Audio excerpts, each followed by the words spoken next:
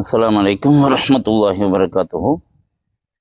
நோன்புடைய சட்டங்களை பார்த்து வருகிறோம். இந்த விதத்தில் இப்பொழுது நாம் பார்க்க இருப்பது ஃபிதியா. ஃபிதியா அப்படின்னா மாற்று பரிகாரம் அப்படிங்கிறது அர்த்தம். இனிமேல் நம்முடைய வாழ்வில் நோன்பே நோற்க இயலாது அப்படிங்கிற சூழலுக்கு உட்படுபவர்கள் 2 காரணங்களில் ஒன்றாக இருக்கலாம். நம்பர் 1, நோய். கடுமையான நோய் வந்துடுது. அந்த நோய் வந்துட்டு இனிமேல் நம்ம வாழ்க்கையில் நோன்பே நோற்க முடியாதுங்கிற சூழல் ஏற்படுகிறது. அப்போ கலாவும் செய்ய முடியாதுல்ல. இப்போ உதாரணத்துக்கு வந்துட்டு ஒரு கடுமையான சுகர், சர்க்கரை நோயால், நீரிழிவு நோயால் பாதிக்கப்பட்டிருக்கிறார். ஆனால் நீரிழிவு நோய், சர்க்கரை நோயால் பாதிக்கப்பட்டவங்க நிறைய பேர் அவங்களுடைய உடல் இதை ஏற்றுக்குது, நோன்பு வைக்கிறாங்க. ரமலானுக்கு கொஞ்சம் முன்னாடியே கொஞ்சம் பேணுதலான முறையில் உடலை பார்த்து கொண்டு 30 நோன்பு வைக்கிறவங்க இருக்கிறாங்க, செய்கிறாங்க. சில நபர்களுடைய உடல் ஒத்து வராது. ஏன்னா நோன்பு வச்ச உடனே அவங்களுக்கு கைகால் நடுக்கம் வந்துடும், சாப்பிடலைன்னா செய்யலைன்னா. அப்போ டாக்டர் ஒருத்தர் சொல்கிறார், உங்களுக்கு நாள் கடைசி வரைக்கும் நோன்பை வைக்க முடியாது, நோன்பு வச்சிங்கன்னா அதெல்லாம் பிரச்சனை வருங்கிறார்.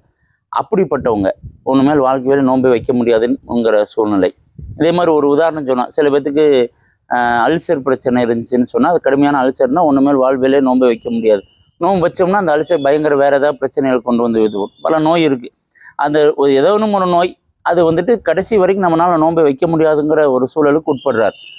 இன்னொருத்தர் ஷேகுன் ஃபானி, மிக வயோதிகம், கிழட்டு பருவம் ஆகிட்டு, அது சாப்பிட்றதே அவர் 6 இட்லி சாப்பிட்றாரு, தண்ணி குடிக்கிறதே சிரமப்படுறார், பல காலமாக அப்படியே இயங்கிட்டு இருக்கிறார். ஏதோ அவர் நோன்பு வச்சாருன்னா கண்டிப்பாக ஒரு நாள் நோன்பு வைக்க முடியாது, மயக்கம் வந்துடும் அல்லது உடல் ரொம்ப பலவீனமாயிரும் அப்படிங்கிற சூழ்நிலை.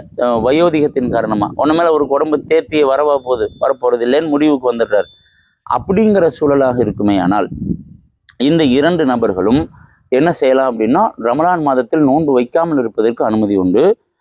அதற்கு பகரமாக ஃபிதியா தொகைன்னு ஒரு ஃபிதியாவை கொடுக்கணும். இந்த ஃபிதியா என்னன்னா, சதக்கத்துல் ஃபித்ருடைய அந்த பொருள் ஏறத்தாழ 1600 கிராம் கோதுமை அல்லது அதனுடைய கிரயம், அதனுடைய மதிப்பீட்டு தொகையை ஏழைகள் யாருக்காவது கொடுக்கணும் அப்படிங்கிறத தெரிஞ்சுக்கலாம். இந்த அமௌண்ட்டு ஒவ்வொரு வருடமும் ஜமாத் உலமாவோ அல்லது கால்திமார்களோ அறிவிப்பு செய்வாங்க. போன வருஷம் வந்துட்டு 90 ரூபாயோ 100 ரூபாயோ அலோட் பண்ணாங்க. அந்த கோதுமையினுடைய விலை ஒவ்வொரு பகுதியில் ஒவ்வொரு மாதிரி இருக்கும். அதை கவனித்து அவங்க பொதுவாக தமிழ்நாடு முழுக்க அறிவிப்பு செய்வாங்க.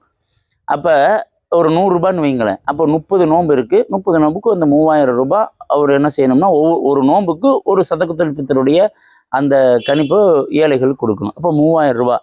இந்த 3000 ரூபாயை யாராவது ஏழைகளுக்கு ஒருத்தர் கொடுத்துடணும். ஒரு நோன்புக்கு 100 ரூபாய் அப்படின்னு கணக்கு பண்ணி, 100 ரூபாய்ங்கிறது கணக்கல்ல, கோதுமை தான் கணக்கு. அதனுடைய மதிப்பு அந்த நோன்புடைய காலத்தில் எப்படி வருதோ அதை பொறுத்து.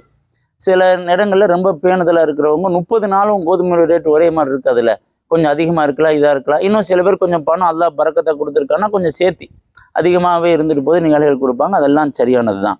இதில் நம்ம கவனிக்க வேண்டிய விஷயம் என்ன அப்படின்னா, ஒருத்தருக்கு அந்த மாதிரி ஒரு சூழல் ஏற்பட்டு அவர் அது எந்த சூழ்நிலைனா நோன்பை வைக்க முடியாதுங்கிற சூழ்நிலை.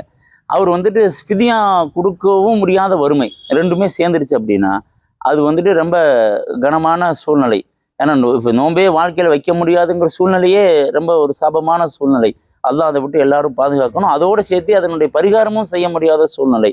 அல்லாஹ் அதை விட்டு நம்மளை எல்லாம் பாதுகாக்கணும். அப்போ இந்த நபர் என்ன செய்யலாம் அப்படின்னா, அதாவது நோன்பு வைக்க முடியாத வாழ்க்கையில் நம்மளால் ஃபிதியா காசு கொடுக்க முடியாதுன்னா, அது அவருடைய மவுத்து வரைக்கும் அந்த ஃபிதியா கொடுக்கக்கூடிய சூழல் வர்ற வரைக்கும் வருதான்னு காத்திருக்கணும். அல்லாட்டத்துக்காக துவா செஞ்சுட்டு இருக்கணும். வந்தால் அந்த எப்போ வருதோ அப்போ கொடுக்கணும். இல்லைன்னா அல்லாட்ட அதிகமாக இஸ்திக்ஃபார் செஞ்சுட்டு இருக்கணும். அல்லாஹ் மன்னிக்க போதுமானவன் அப்படிங்கிறத தெரிஞ்சுக்கிறோம். அதே மாதிரி ஃபிதியாவில் நம்ம இன்னும் கொஞ்சம் இன்னொரு முக்கியமான விஷயம் தெரிஞ்சுக்கிறது என்ன தெரிஞ்சுக்கணும் அப்படின்னா, ஃபிதியா நோன்பு வைக்கவே முடியாத வாழ்க்கையிலேங்கிறவங்க இந்த அமௌண்ட் கொடுக்கலான்னு சொன்னோமா, வைக்கவே முடியாதுன்னு அல்லாஹ் ரசூலும் ஷரியத் சொல்கிற இந்த 2 நபர்கள் தான். வைக்காதவங்க இருப்பாங்கல்ல, அவங்களுக்கு மற்ற காரணம்லாம் இருக்காது. எனக்கெல்லாம் வச்சு பழக்கமே இல்லைங்க, என்னால் வைக்க முடியாது, என்னால் சாப்பிடாமல் இருக்க முடியுமா, நான் என் பொழப்புக்கு நோன்பு வச்சு அவ்வளோதான் பொழப்பு போயிடும், இந்த மாதிரியான ஒரு ஒன்றுத்துக்காகாத காரணங்களை முன்வைத்து நோன்பு வைக்காமையே இருந்துட்டு அவங்க இந்த ஃபிதியான்னு சொன்னோன்னு என்ன செய்வாங்கன்னா, அப்போ நானும் ஃபிதியா கொடுத்தேன், நான் தான் வாழ்க்கை முழுக்க நோன்பை வைக்க மாட்டேன்னு, நான் கொடுத்துட்றேன் அப்படின்னா அது கூடாது. அது இஸ்திஹ்ஸா, அல்லாஹ் ரசூலை பரிகாசிக்கிற மாதிரி. அல்லாஹ் ரசூல் ஒரு குறிப்பிட்ட சாராருக்கு ஒரு சட்டம்னா அது குறிப்பிட்ட சாராருக்கு தான் ஒரு சட்டம், மற்றவங்களுக்குலாம் அந்த சட்டம் பொருந்தாது அப்படிங்கிறதே நம்ம தெரிஞ்சுக்கிறோம். அந்த மாதிரியெல்லாம் செய்யக்கூடாது. சில பேர் என்ன செய்வாங்கன்னா, நோன்பை வைக்க மாட்டாங்க, காசு நிறைய பொறுக்க இருக்குன்ட்டு நான் ஃபிதியாவை கொடுத்துட்றேன், அல்லாஹ் மனசை தானே பார்க்குறான் அப்படின்லாம் சொல்லுவாங்க. அது இந்த சிந்தனையே தப்பானது. அந்த மாதிரி செய்வதும் கூடாது அப்படிங்கிறதையும் நம்ம தெரிஞ்சுக்கிறோம். அதே மாதிரி ஒருத்தர் என்ன பண்ணுறாருன்னா, அதே மாதிரி நோய் வாழ்க்கை முழுக்க ஆகாதுன்னு தெரிஞ்சு போச்சு.